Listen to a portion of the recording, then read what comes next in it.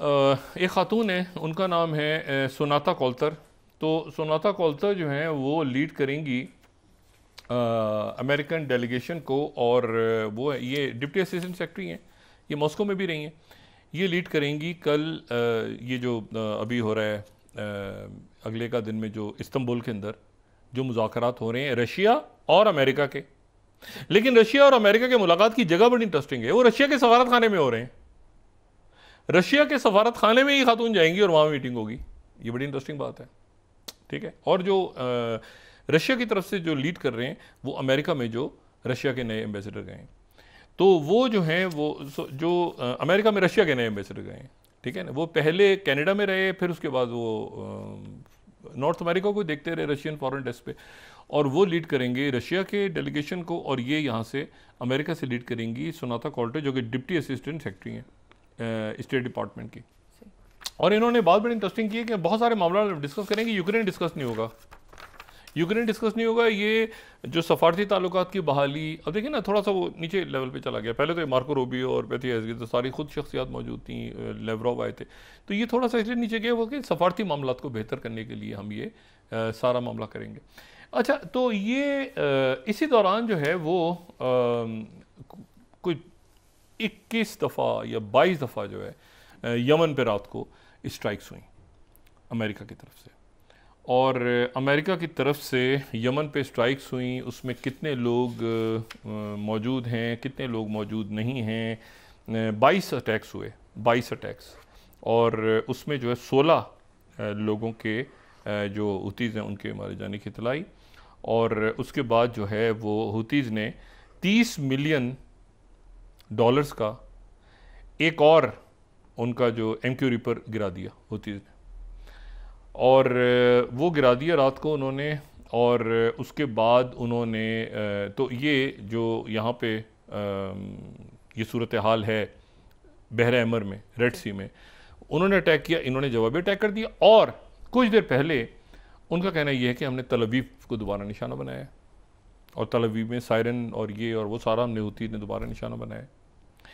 अच्छा, जो Washington post है आज का, उसमें 28 उसमें ईरान के जो फॉरेन मिनिस्टर हैं अब्बास अरक्शी, उनका एक मजमून शाया हुआ है। उन्होंने ऑपेड लिखा है वॉशिंगटन पोस्ट में कि the ball is in America's court. और उसमें वो ये कहते हैं कि भाई अमेरिका से मुज़ाकरात होने वाले हैं, अभी ओमान में शुरू होने वाले हैं, और ईरान रेडी है उसके लिए, ठीक है। और ये जो है इनडायरेक्ट नेगोशिएशंस के लिए, वो कहते हैं कि मैंने पहले भी, ये इनका वॉशिंगटन पोस्ट में आ छपा हुआ है, ये कहते हैं कि मैंने पहले भी 2019 में भी जो मुज़ाकरात हो रहे, 2021 में उसको भी मैंने लीड किया, और ईरान रेडी है इंगेजमेंट के लिए, और we all meet in Oman on Saturday indirect negotiations के लिए, और ये टेस्ट होगा, और ये है कि बात सारी होगी। लेकिन आगे वो जाके बड़ी इंटरेस्टिंग बात कर रहे हैं। वो ये कह रहे हैं कि भाई इसमें एक कंडीशन तो पहले बड़ी ज़रूरी है कि मिलिट्री ऑप्शन ख़त्म हो, मिलिट्री ऑप्शन ख़त्म कर दें। ये वॉशिंगटन पोस्ट में वो कह रहे हैं। वो कह रहे हैं देखें, ट्रंप ने जो है वो ये कैसे, अगर इसको आगे थोड़ा सा करें, अगर हमारी टीम, वो कह रहे हैं to move forward today we need to first agree के there can be no military option, let alone a military solution का ऑप्शन ही नहीं होना चाहिए। और ट्रंप चूँकि ये बात यूक्रेन की सीज़फायर में पहले कह चुके हैं कि जी मिलिट्री ऑप्शन नहीं है, तो ये ऑप्शन तो बनता ही नहीं है। और फिर आखिर में उन्होंने क्लोज ये किया कि प्राउड नेशन है ईरान, और अगर यहाँ पे जो है वो हमारी गवर्नमेंट जो है वो डिफेंस पे करती है, हम कभी जो है वो सर अपना नहीं झुकाते। और ये है कि टैक्स पेयर्स का पैसा जा रहा है इतनी दूर, और लोग मर रहे हैं इसमें आगे पीछे। If we are shown respect we will reciprocate. जो क्लोजर इनका मजमून का है, काफ़ी लंबा मजमून है, लेकिन ये वॉशिंगटन पोस्ट में छपा है। और मिलिट्री ये जो है वो बिल्डअप्स और ये अपोजिट सिग्नल देते हैं। और mark my words, Iran prefers diplomacy but it knows how to defend itself. We have not yield to the threats in the past and we will not do so now और in the future. We seek peace but will never accept submission.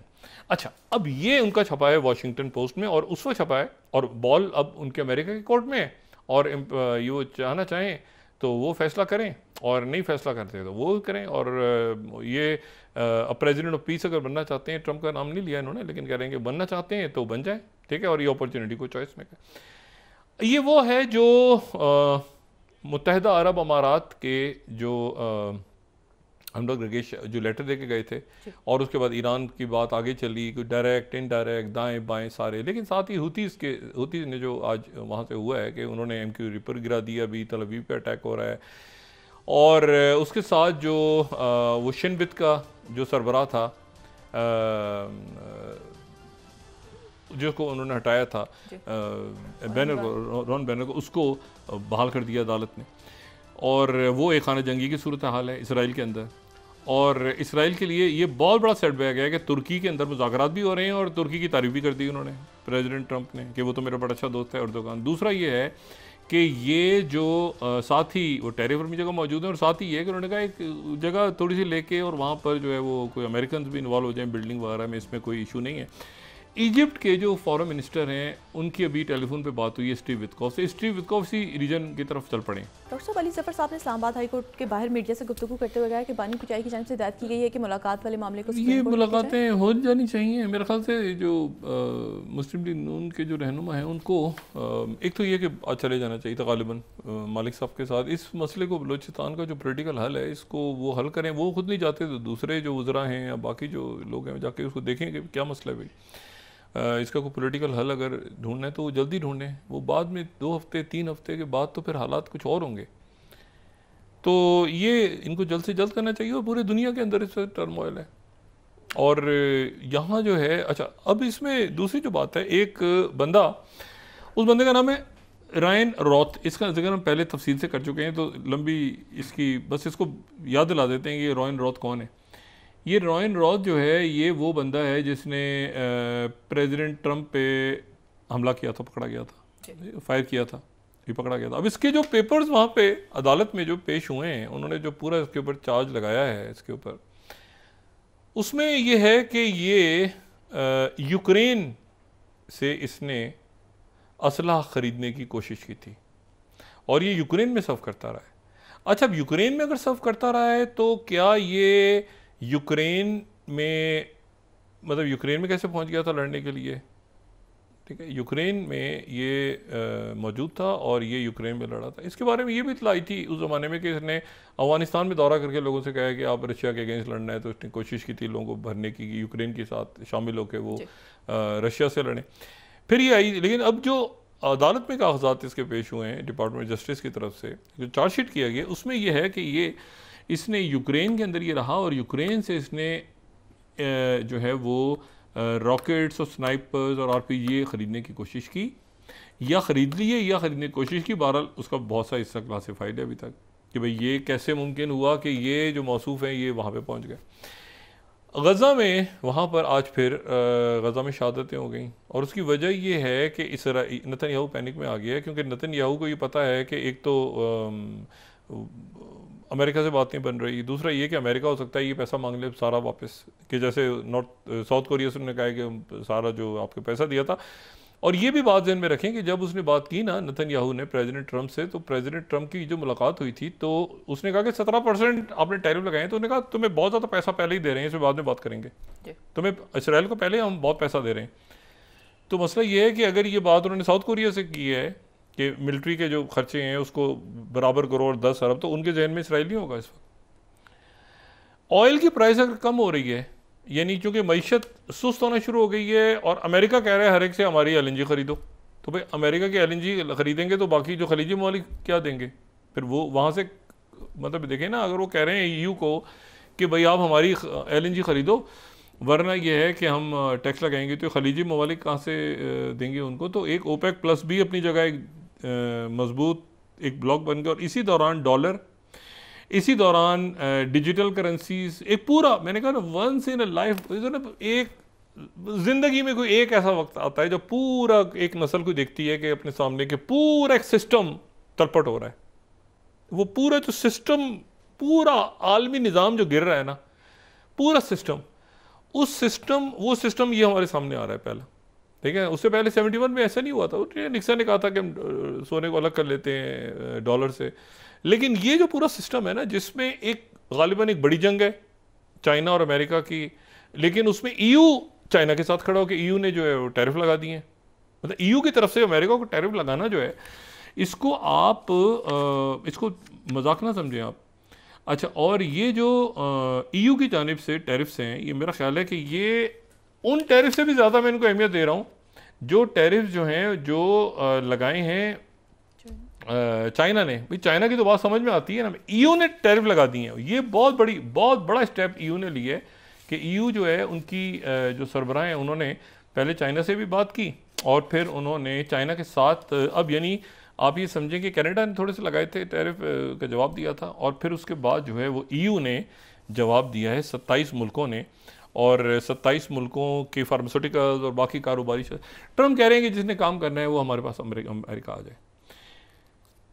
Trump साहब को दूसरी बात ही समझ में नहीं आ रही जो मैंने कल भी बात की थी कि ये जो लोग मजदूरी करते हैं या जो टेक्सटाइल में काम करते हैं या जो अद्वियात बनाते हैं, जो लेबॉर्ट्रीज में काम सारा दिन करते हैं, जो ये अमेरिका में आपने वीज़े भी बंद करके उनको भी बाहर निकाल रहे हैं आप लोगों को, ठीक है ना, इलीगल फलाना डिमाकना उनको भी निकाल रहे हैं। तो ये वहाँ का जो गोरा साहब है अमेरिका का, वो उसका काम नहीं है सुबह 6 बजे जाके ये वो सिलाई मशीनों पर टेक्सटाइल तैयार करना है या सारा दिन लेबॉर्ट्रीज में काम करना है। ये आपको Bangladesh, Pakistan, India, Vietnam, Cambodia, ये मुल्क जहाँ पे लोगों की ज़िंदगियाँ इससे वाबस्ता हैं।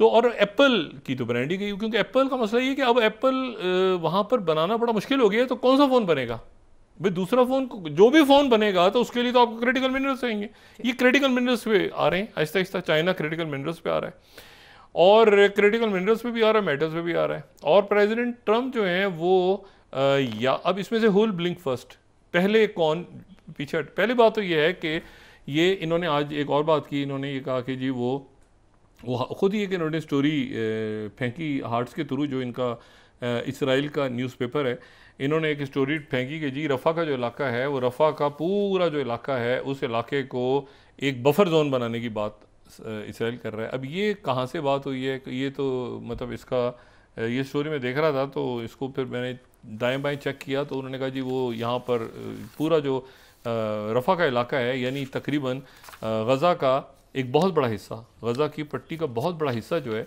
उससे हम जो है वो एक बफर जोन बना लेंगे। 1/5 इलाका जो, अगर गज़ा की पट्टी को देखें तो जो रफ़ा है वो बिल्कुल ज़ाहिर है कि एक बिल्कुल वो इलाका है जो कि रफ़ा क्रॉसिंग है ना, रफ़ा से फिर जाता है सामान बाहर। अगर रफ़ा गज़ा की पट्टी को देखेंगे, बहुत दफ़ा बात कर चुके हैं, तो यहाँ से फिर इजिप्ट के साथ, तो इसको बफर जोन बना देंगे।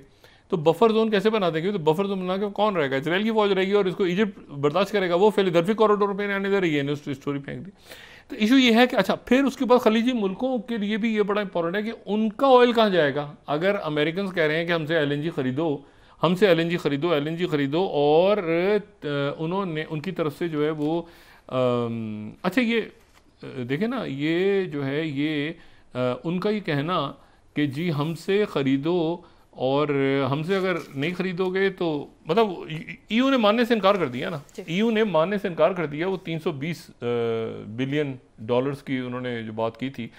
अच्छा, ये रोनन बार जो है उसके ऊपर से अदालत ने पाबंदी हटा ली। रोनन बार शिन बेत का सरबराह है और शिन बेत के सरबराह का फड्डा है नेतन्याहू से, वो नेतन्याहू को बरतरफ कर दिया, अदालत ने बहाल कर दिया आज।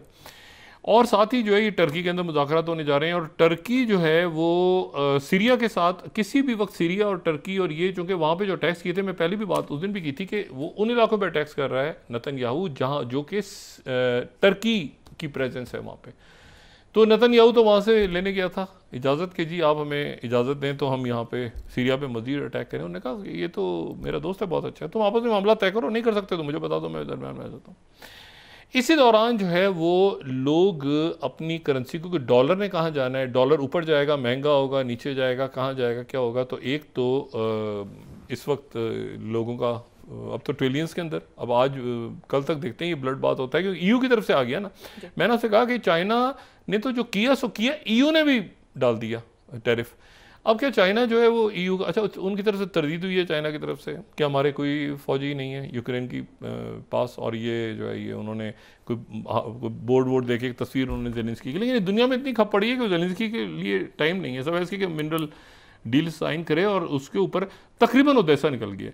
ओडेसा की जो बंदरगाह है, जो मैं पहले भी बात कहता रहा हूँ काफ़ी दफ़ा कि ओडेसा की बंदरगाह यानी ब्लैक सी तक वो आएगा पुतिन, और ये उनकी अंडरस्टैंडिंग के गालिबन अमेरिका के साथ कि ओडेसा जो है उस तक हमने आना है और ब्लैक सी तक आना है। ऑल्दो कि टर्की इसको बहुत ज़्यादा शायद पसंद ना करे, लेकिन बहरहाल ये पुतिन का और कहीं ट्रंप की आपस में बात हुई है। उस नक्शे में देखें तो वो फिर वो ब्लैक सी के जो बंदरगाह है, तो मैं हमेशा कहता हूँ कि बीच में ओडेसा रह गया।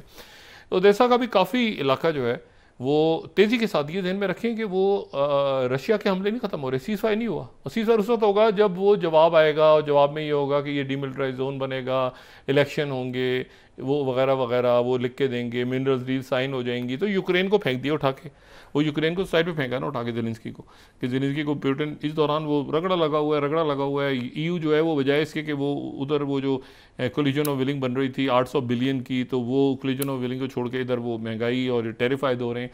मैंने आपसे दो बातें की ना, या तो चीज़ें सस्ती हो जाएंगी यूरोप के अंदर, क्योंकि चाइना की फ्लडिंग होगी सामान की, इंडिया से सामान यूरोप की मंडियों में वो ऐसे ही पहुंच जाएगा, वो ऐसे ही लोग सस्ता से क्या, लेकिन फिर उनकी अपनी इंडस्ट्री का क्या होगा?